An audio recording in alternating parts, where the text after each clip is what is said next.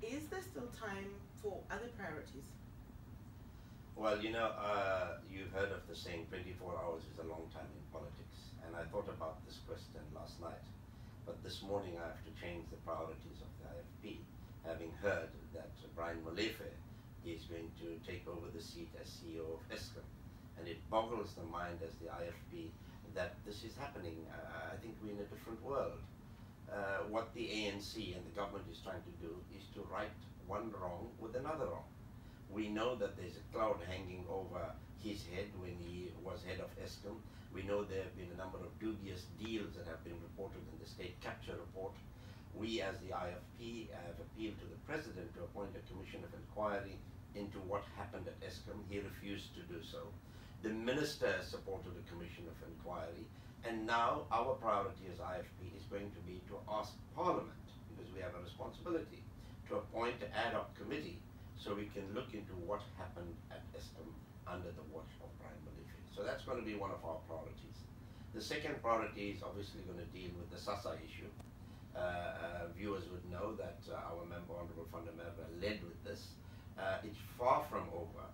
Illegal deductions is plaguing our society, and there are thousands of people there that have become victim of illegal deductions. And as the IFP, we are going to go out to the streets asking people to give us affidavits if illegal deductions have been made from their pension payouts. So that's going to be something else that we're going to be looking into, besides looking at the budget votes and interrogating all departments. But Mr. Singh, let's go back to this discussion about Parliament exercising oversight over the executive and the issues of accountability.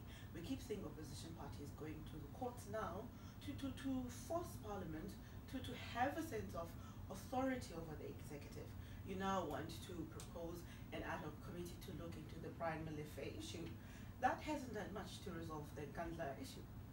What difference would that make this time around? Well, unfortunately, the way Parliament works, and the ruling party and the ANC in particular, they feel whatever the majority says goes. And there is disregard for what the opposition says. They have been warned on Inkatha, they've been warned on other matters, but yet they went and took decisions which, like I said earlier, boggle the mind.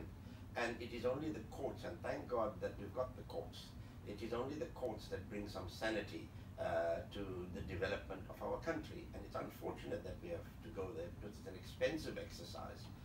But we are left with no choice but to take that route, because in Parliament, the majority would vote as a bloc, and then all the opposition get together, and we find that we are outvoted on even a matter the way we think we are 100% correct, and proven by court that we are 100% correct in the way we approach it.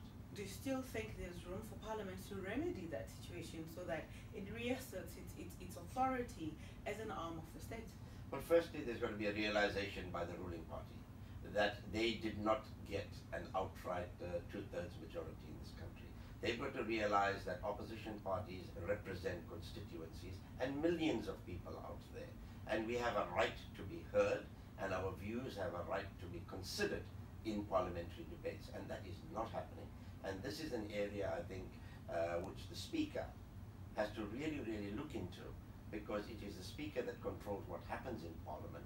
And I'm hoping that with the call for this ad hoc committee, it's approved sooner rather than later, so we can debate it in Parliament and get the show on the road and find out as Parliament what exactly is happening in ESKOM. In the same way, we need to find out what's happening with SASSA and Cash Paymaster and others as Parliament. One of the key issues for the second quarter of this parliamentary year is the motion of no confidence.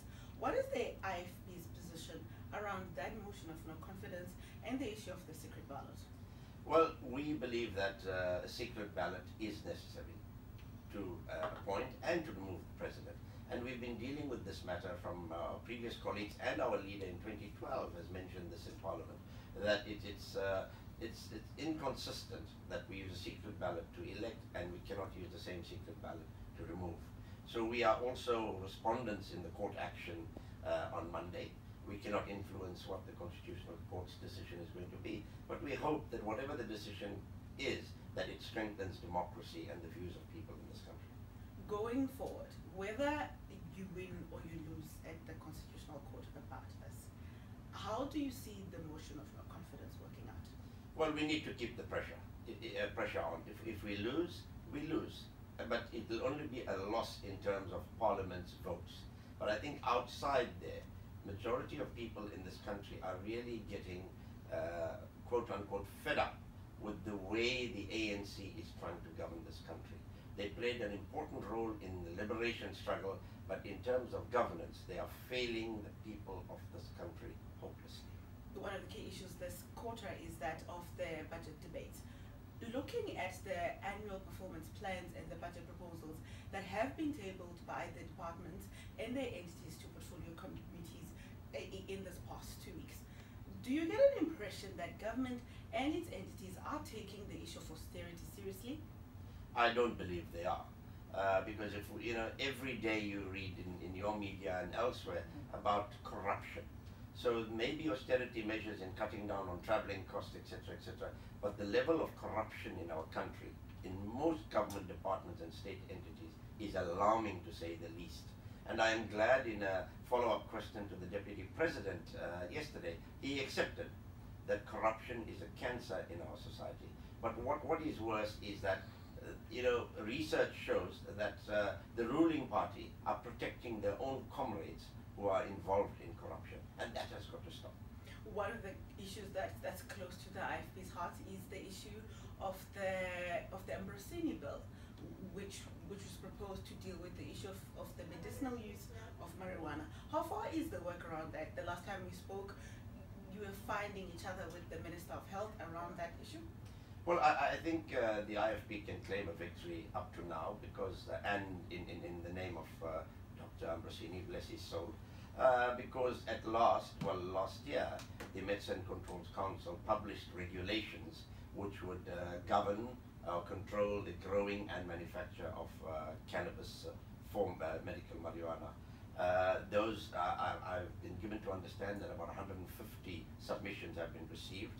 They're now sifting through the submissions and will make a presentation to us as a committee, and we will take it from there. But it's a positive step. It's a step in the right direction, and we are pleased with the way it's going. Thank you very much. Thank you indeed.